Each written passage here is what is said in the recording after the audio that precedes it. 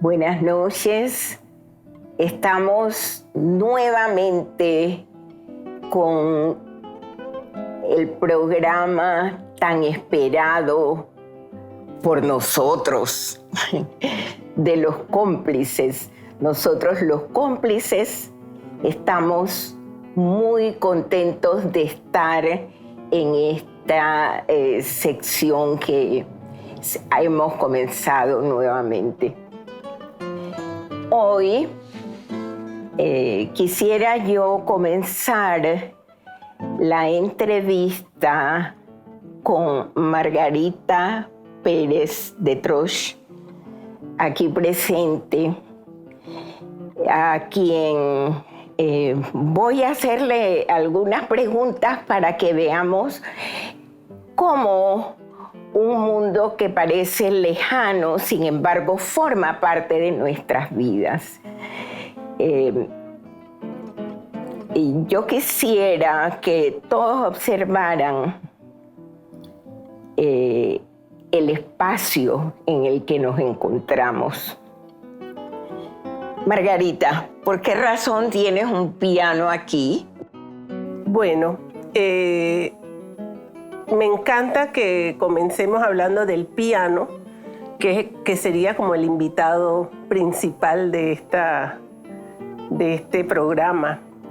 Este es mi estudio, en donde yo trabajo, en donde yo enseño, y este es mi piano. Y yo soy pianista. Y desde siempre me encantó fue la educación. Y el hecho de haberme instruido en el piano me hizo juntar las dos áreas y ser entonces principalmente una educadora del piano. Así que aquí estamos con el piano, nuestro invitado.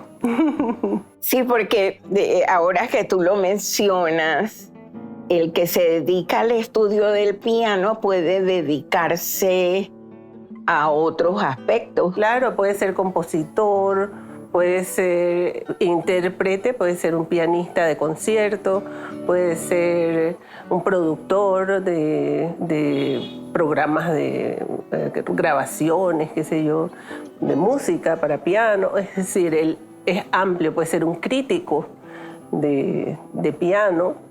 Así que puede ser un comunicador, un periodista. ¿Y dónde estudiaste piano? Vengo de una familia en donde mi mamá, tú y mi tío Claudio, tu hermano, estudiaron piano por insistencia de mi abuela. Entonces, ya ustedes con esa formación se preocuparon de la formación de sus hijos. Así que para nosotros estudiar piano era algo normal. Había un piano en la casa. Yo me acuerdo que tú tocabas el piano, incluso dabas clases de piano. Así que comenzamos muy pequeños y apenas tuve la edad para ingresar al conservatorio, desde los 8 años más o menos ingresé y ya continué todos mis estudios en el conservatorio donde me gradué. Bueno, el Instituto Nacional de Música cambió nombre en esa época. Y posteriormente, junto a mi esposo, que también es pianista, nos fuimos a estudiar a Estados Unidos, a abrir nuevos horizontes. Allá tuve la oportunidad de estudiar con María Luisa Faini, una alumna de Alfred Casella, compositor italiano. Y se me olvidó decir que acá en Panamá comencé con Hans Janovich, que era un pianista yugoslavo, que fue mi profesor. Que fue tu profesor, que vivía aquí, pues ya era casi panameño. Un pianista maravilloso, porque además era un gran acompañante. Acompañaba a primera vista a todos los artistas que pasaban por el patio. Y después continué con Priscila Filós. ¿Quién era Priscila Filós? Sí, Priscila, una mujer maravillosa. Ella estudió en Estados Unidos también, pero ella fue la primera mujer doctora en piano. Ella tenía un doctorado en piano. Y en esa época, jovencita, llegó a Panamá recién graduada de su doctorado y vivió y me tocó como maestra. Yo pienso que la figura de ella fue decisiva en mi desarrollo. Pero ella entonces estuvo aquí pocos años, se fue de vuelta a Estados Unidos y entonces quedé estudiando con Carlos Dutari. Que Carlos Dutari, Graves y también fui, en medio. También fui alumna de Earl Graves, que después de ser profesor de piano en el conservatorio se dedicó en el Instituto Episcopal a dirigir la banda y llevó la banda del Instituto Episcopal a grandes escenarios. Además fue un amigo por mucho tiempo. Por eso lo recuerdo. Sí. Y bueno, la figura de Carlos Dutari, que fue el último maestro que tuve aquí en Panamá, que fue el motivador, ya el hombre que se dedicó a nosotros, porque nosotros fuimos 4 pianistas de la misma generación, alumnos todos de Carlos Dutari. ¡Qué belleza! Que él nos produjo, él nos impulsó, nos llevó. Pero yo quisiera que nos detuviéramos un poquito en la transición, vamos a decir así, porque yo estudié en el Conservatorio Nacional, que era el Conservatorio Nacional de Música y Declamación. Y se transformó después en el Instituto Nacional de Música. En esa transición, lo que sucedió fue que salió el aspecto literario, el aspecto de la declamación, de la literatura, que formaba parte de la formación esta que se daba en el Conservatorio Nacional. Y eso ocurre en la década del 50, más o menos. En 1955-56 es cuando es la transición, me parece, ¿no? El conservatorio era Conservatorio de Música y Declamación. Después cambia a conservatorio. Sí. Y como dices tú, como en el 50-56 por ahí se saca la parte literaria y se centra en la forma del conservatorio tradicional europeo, que son las escuelas de música. La música no se enseñaba en las universidades en esa época, sino se enseñaba, estaba especializada en estas instituciones que se llamaban conservatorios. El Conservatorio de París, el Conservatorio de Austria, el Conservatorio... En toda Europa había conservatorios.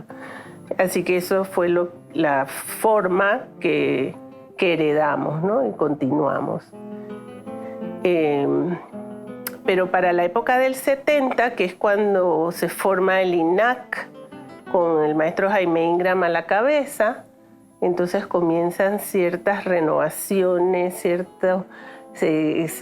lo que pasa es que es una época rica, está ocurriendo mucha cosa en el mundo, entonces se le cambió el nombre a Instituto Nacional de Música, como buscando las nuevas tendencias, buscando incorporarlo al ministerio o cumplir con las normas. Entonces ya se le puso nombre de instituto, con un currículo que daba ciertos diplomas y ciertos certificados, etc. Bien. Y en ese periodo de Ingram ocurre algo diferente, que es que de pronto niños pequeñitos, muy jóvenes, estaban ingresando a estudiar música, aquí especialmente el violín. El maestro Ingram identifica una debilidad que hay en el ambiente musical, y es que hay pocos estudiantes de cuerdas que puedan sustituir o enriquecer la orquesta sinfónica. O sea, ¿qué estaba pasando? Que la orquesta sinfónica se preveía que la orquesta sinfónica no iba a tener suficientes músicos. Entonces, Panamá se une al gran movimiento que hay en toda Latinoamérica, que es el movimiento Suzuki. Y Jaime Ingram trae de Argentina, de Costa Rica, incluso de Japón, de Estados Unidos, entrenadores para que entrenen a los maestros de cuerda. Primero fueron los maestros de cuerda a enseñar a los niños chiquitos, porque la idea era que en poco tiempo se podían formar instrumentistas que pudieran tocar bien en la orquesta sinfónica. Entonces era una mirada a nuevas estrategias, nuevos programas que produjeran buenos músicos. Costa Rica estaba metido de lleno. De lleno. Yo recuerdo que en esa época Pepe Figueres decía, ¿para qué tractores sin violines? Esa era el punto de vista. Vamos a despedirnos en este punto para continuar más adelante.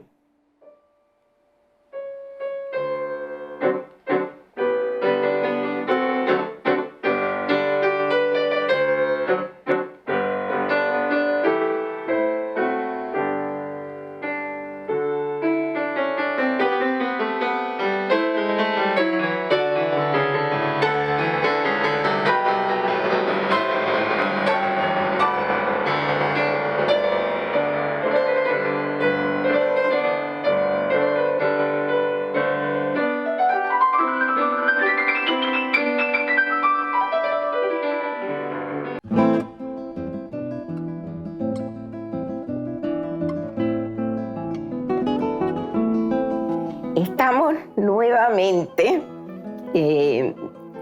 aquí para hablar del personaje que nos ha llamado en este momento y es Shinichi Suzuki. Suzuki, pero no es el Suzuki del carro, es un maravilloso japonés del que tuvimos conocimiento en un momento de nuestras vidas y del que yo quisiera que comenzara a hablar Margarita. Mira, antes hablábamos de la época esta en donde se estableció en Panamá el Plan Juvenil de la Orquesta Sinfónica, así se llamó ese proyecto que estaba basado en la filosofía Suzuki. Cuando eso ocurrió eran los años 75, más o menos, 1975. Ya yo había tenido una experiencia con el método Suzuki a través de mi tía, Su Vázquez, casada con mi tío pianista, Claudio Vázquez, porque ella había encontrado en el método Suzuki una fuente maravillosa de inspiración en la educación. Entonces, ella estaba educando a sus hijos violinistas con el método Suzuki, estaba involucrada en aquello. Recuerdo que ella vino a Panamá y nos trajo los libros, leímos los libros. O sea que cuando ya eso nos muestra cómo el movimiento estaba por todos lados andando, ¿no? En América Latina, en Argentina, en Costa Rica, de Estados Unidos venía este movimiento. Así que ya yo, cuando escuché que iban a instalarlo aquí en Panamá, ya yo sabía mucho del método. ¿Pero quién era Suzuki? Suzuki es un gran humanista, educador, fue un violinista que él revolucionó la enseñanza de la música porque es muy gracioso, porque él estudió en Alemania. Entonces, después de haber estudiado en Japón violín, se fue a especializar a Alemania, ya adulto. Y cuando llegó a Alemania y vio a los niños alemanes hablar el alemán tan fluido y el japonés que era tan difícil hablar el alemán para él. Entonces él se empezó a preguntar por qué yo no puedo hablar alemán y por qué estos niños chiquitos sí lo hablan. Y entonces allí comenzó a observar lo que él llamó el método de la lengua materna.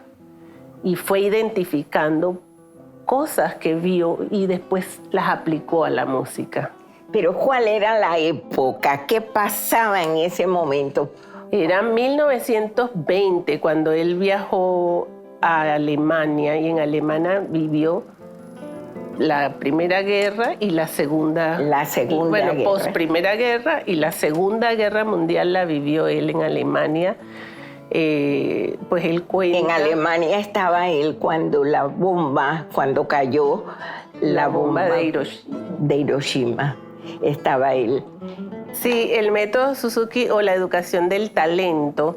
Suzuki propone, como dije anteriormente, en base a sus observaciones de cómo los niños aprenden su lengua materna, propone un cambio en el orden de las cosas. Primeramente, descarta la idea de que los niños nacen con el talento, porque antes le hacían exámenes a los niños y si tenía talento entraban y si no tenían talento, pero esos exámenes eran muy subjetivos, ¿no? Entonces Suzuki dice, no, esto es una habilidad que se desarrolla. La diferencia es la velocidad. Hay niños que pueden aprender más rápido, hay niños que aprenden más lento, pero todos los niños aprenden. Todos los niños aprenden, eso es. Entonces él propone que que la música es para todos los niños, no para algunos que tienen o no tengan talento. Entonces funda la escuela que se conoce hoy en día como el Instituto de la Educación del Talento.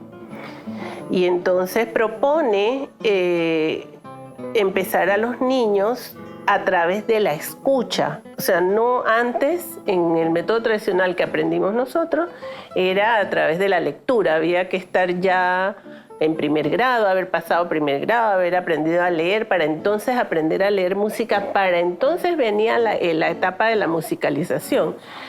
Él dice que no, él dice la primera etapa es igual que la lengua materna, es observar, el niño observa y escucha. Entonces eso repite. Y después el segundo paso es repetir en un ambiente positivo. La escucha se hace a través de grabaciones muy buenas, de muy buena calidad, en donde al niño se le pone la música que va a aprender en el piano. Y entonces se le o en el violín. O en el violín, o en todos los instrumentos, porque imagínate, hay escuela del método Suzuki para acordeón, para flauta dulce, para guitarra, órgano, para guitarra, para violín, viola, cello, contrabajo, para los metales, para flauta transversa, para todos los instrumentos hay un programa que sigue la filosofía del método Suzuki. Para canto también hay. Sí. Entonces, él propone eso, observar, escuchar, después imitar. Asimismo, cuando le decimos a los niños mamá, papá, mamá, el niño observa, escucha, hasta que él comienza entonces a imitar. Pero en un ambiente positivo, porque el niño dice, ¡ay, dijo mamá! Y todos lo aplauden y no ha dicho nada, pero todo el mundo lo aplaude. Entonces él dice, ese mismo ambiente es el que hay que crear en un niño pequeño que va a introducirse al instrumento musical. Porque ahí viene la etapa de la imitación. El maestro le dice cómo se agarra el violín, cómo se sienta uno al piano, le hace la demostración, el niño imita, y luego viene la repetición. A través de la repetición de eso, lo mismo que en el lenguaje, ¿no? El niño dice mamá y después queda mamá, mamá, mamá, mamá, mamá, repitiendo.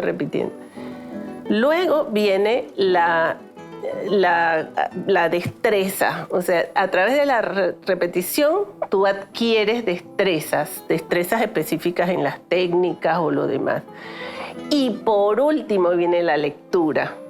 O sea que el niño pasa por las mismas etapas, pero en orden inverso, basado en las observaciones del método de la lengua materna.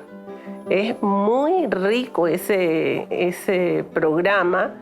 ¿Y en Panamá cómo ha sido el desarrollo de este programa? Bueno, además de las posibilidades que a través de mi entrenamiento, yo me entrené en Estados Unidos.